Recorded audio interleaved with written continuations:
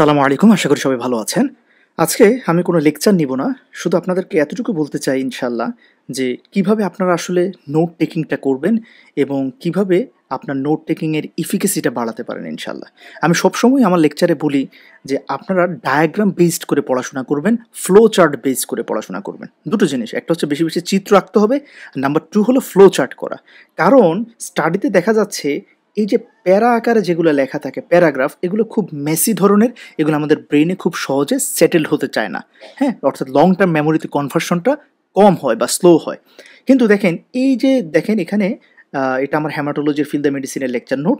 So এখানে দেখেন আমরা দেখতে পাচ্ছি যে সিডারোব্লাস্টিক অ্যানিমিয়া। হ্যাঁ, সো সিডারোব্লাস্টিক অ্যানিমিয়ার মেইন প্যাথোফিজিওলজিটা কি?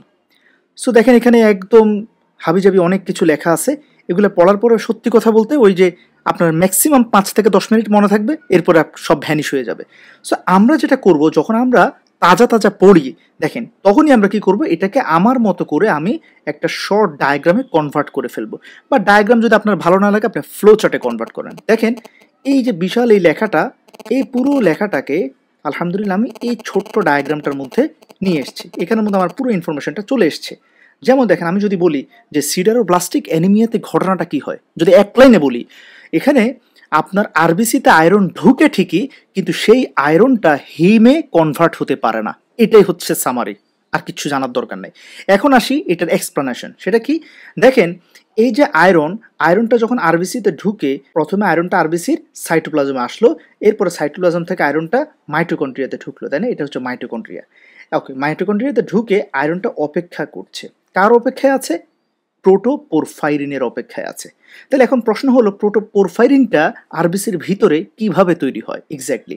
দেখুন, প্রথমে এই যে আরবিসি এর সাইটোপ্লাজমে গ্লাইসিন অ্যামাইনো অ্যাসিড, এই গ্লাইসিন অ্যামাইনো অ্যাসিডটা কনভার্ট হয়ে কি তৈরি করবে? এলা তৈরি করবে। এলা কি? এলাই হলো এখানে আমাদের আসল সাবস্ট্রেট, যেটা রেট লিমিটিং স্টেপ হিসেবে কাজ করে। এলার নাম হলো ডেল্টা অ্যামাইনো লেভুলিনিক অ্যাসিড, ঠিক আছে? সংক্ষেপে আমরা এলা বলি। এখন এই যে গ্লাইসিন থেকে এলা তৈরি করছে, এটার জন্য একটা এনজাইম লাগবে। এনজাইমটার নাম কি? এলা সিনথেজ। সিম্পল, এই এক্স্যাক্টলি। দেখেন এলা সিনথেজের কালার আমি কি করে দিয়েছি আবার? এটা আমি কালো কালার দিই, এটা আমি লাল কালারে দিয়েছি, কারণ আমার মেইন প্যাথোফিজিওলজি হচ্ছে এই এনজাইমটাতে।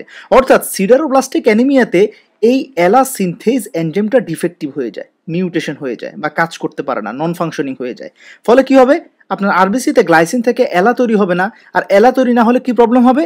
কারণ এই এলা থেকেই পরবর্তীতে কি তৈরি হতো? প্রোটোপোরফাইরিন। আর এই প্রোটোপোরফাইরিনটা আরবিসি এর মাইটোকন্ড্রিয়াতে ঢুকতো, এবং আরবিসির মাইটোকন্ড্রিয়াতে ঢুকার পরে এই প্রোটোপোরফাইরিনের সাথে আগে থেকেই অপেক্ষা করা আয়রনটা অ্যাটাচড হবে। অ্যাটাচড হয়ে তৈরি হবে আমাদের কি? হিম।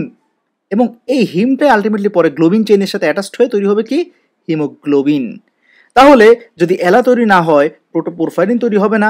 প্রোটোপোরফাইরিন তৈরি না হলে হিম তৈরি হবে না। হিম তৈরি না হলে হিমোগ্লোবিন তৈরি হবে না। আর হিমোগ্লোবিন যদি তৈরি না হয় অ্যাডিকুয়েটলি, তাহলে সেলটা কেমন হবে? Microcytic hypochromic.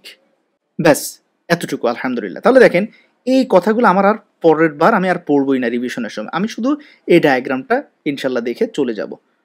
সবাই ভালো থাকবেন, সুস্থ থাকবেন। আর আমার YouTube channel, academic channel name doctor Mohammad Mustauddin, চাইলে সেখানে কানেক্টেড থাকতে পারেন। আমি প্রতিনিয়ত বিভিন্ন বেসিক কনসেপশন, ক্লিনিক্যাল বিভিন্ন কনসেপশন বেসড লেকচার নিয়ে আলোচনা করি। সবাই ভালো থাকবেন। আল্লাহ হাফেজ। আসসালামু আলাইকুম রহমতুল্লাহ।